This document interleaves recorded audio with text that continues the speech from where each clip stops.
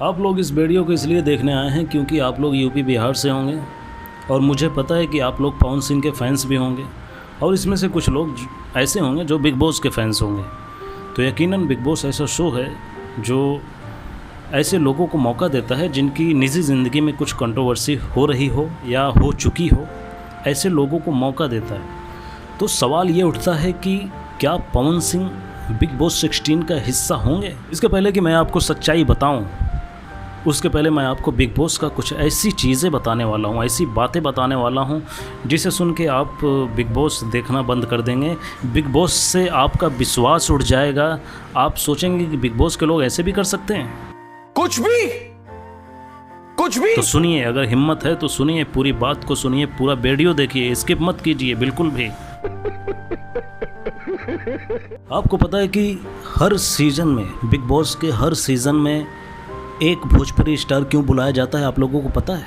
सिर्फ मतलब निकालने के लिए बुलाया जाता है भोजपुरी स्टार्स को, क्योंकि बिग बॉस के जो दर्शक हैं वो यूपी बिहार में नहीं है, बल्कि महाराष्ट्र और गुजरात में सबसे ज़्यादा बिग बॉस देखा जाता है। अब बिग बॉस के मेकर्स क्या करते हैं कि यूपी और बिहार के जनता का ध्यान खींचने के लिए एक भोजपुरी स्टार को लाते हैं ताकि यूपी और बिहार के लोग बिग बॉस को देखें। लेकिन आपको पता है क्या, बिग बॉस में जो भोजपुरी स्टार्स आते हैं उनके साथ कितना ज़्यादती होती है, उनका कितना बेइज्जती, कितना मजाक उड़ाया जाता है? आपको पता है? उनको सिर्फ एक प्यादा की तरह यूज किया जाता है। मतलब जब निकल जाता है उन्हें मक्खी की तरह, दूध में जैसे मक्खी होती है ना, उस तरीके से निकाल के फेंक दिया जाता है।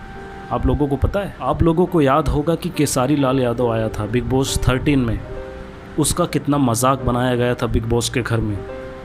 उसके बाद जब यूपी बिहार के लोग बिग बॉस देखने लगे, उसके बाद केसारी लाल को बिना गलती से निकाला गया। उसका कोई गलती नहीं था, वो गेम भी अच्छा खेल रहा था, लेकिन उसका चार्ज जो है, हफ्ते का चार्ज जो होता है वो काफ़ी ज़्यादा था। इसीलिए बिना वजह से केसारी लाल को घर से बेघर कर दिया गया था, क्योंकि केसारी लाल यादव के आने की वजह से बिहार और यूपी की जनता जो है बिग बॉस को फॉलो करने लगी थी। बिग बॉस की टीआरपी काफ़ी ज़्यादा बढ़ गई थी। जब इन्हें लगा कि अब तो बिहार और यूपी की जनता जो है बिग बॉस की दीवानी हो चुकी है, उसके बाद केसारी लाल को हटा दिया। हटाने के बाद भी बिहार और यूपी के लोग तब तक बिग बॉस के दीवाने हो चुके थे और वो लोग केसारी के जाने के बाद भी बिग बॉस देखने लगे। इससे फ़ायदा किसको हुआ? बिग बॉस को हुआ। नुकसान किसका हुआ? भोजपुरी स्टार्स का हुआ। उनका बेइज्जती किया गया, किस तरीके से उनको निकाला गया जलील करके। ऐसे ही गेम ये लोग हर साल खेलते हैं। हर साल किसी भोजपुरी स्टार को लाते हैं और उसको जो है बिना गलती, बिना किसी वजह से निकाल देते हैं, घर से बेघर कर देते हैं और आगे उनको लेके जाते हैं जो सीरियल्स में काम करते हैं, जिनको वो चाहते हैं, जिनके साथ उनका कॉन्ट्रैक्ट होता है, उसी को आगे लेके जाते हैं। दोस्तों, आपको याद होगा कि अक्षरा सिंह OTT में आई थी, बिग बॉस OTT में।